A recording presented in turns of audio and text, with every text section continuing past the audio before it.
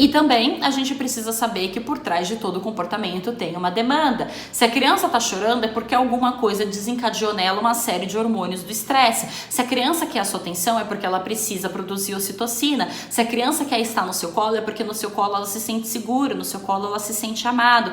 Existe uma coisa que é muito interessante que é o seguinte, as crianças passam o dia inteiro na escola, aí fica bem. Aí a mãe vai pegar a criança na escola, no final do dia a criança chora horrores. Chega em casa com a mãe e chora horrores. Ou ainda, a criança tá brincando na sala tranquila, a mãe entra no ambiente, pronto. Aí a criança começa a reclamar, começa a chorar, e aí a mãe, se pergunta, por que esse menino só chora comigo? Na presença de todas as outras pessoas, ele é uma criança normal e ele fica bem. Por que comigo ele chora?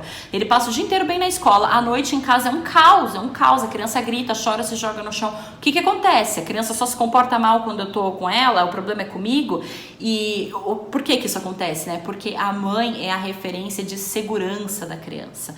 Com a mãe, a criança se sente segura e com a mãe, a criança consegue soltar as tensões do dia a dia. Ela passa o dia inteiro na escola e ela passa por muita coisa que ela vai guardando e quando chega em casa, eles explodem na presença da mãe, porque a mãe transmite segurança. É a minha mãe, eu me sinto segura aqui, eu sei que ela vai gostar de mim ainda, mesmo se eu estiver chorando, então eu preciso chorar. Um outro detalhe interessante nisso é que tem uma questão evolutiva nisso tudo. A criança é um mamífero e os filhotes de mamíferos, eles são biologicamente programados para não fazerem barulhos na ausência da mãe, porque na natureza existem o predador. Então se o filhote está sozinho, o filhote chora, o predador localiza o filhote pelo som, vai lá e come a criança, literalmente. É assim que funcionava na natureza, é assim que ainda funciona na natureza para os leões, para os animais selvagens, por exemplo. Então o filhote longe da mãe, ele é biologicamente programado para ficar em silêncio, para ele não atrair predador.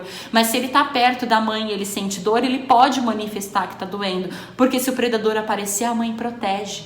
Então a gente tá falando de uma questão tão primitiva e tão biológica que ninguém comenta, que a gente não entende. A gente acha que a criança chora quando tá na presença da mãe porque é mimado, porque é chato, porque é manhoso, e não é. A criança chora quando tá na sua presença porque se sente segura, porque o cérebro primitivo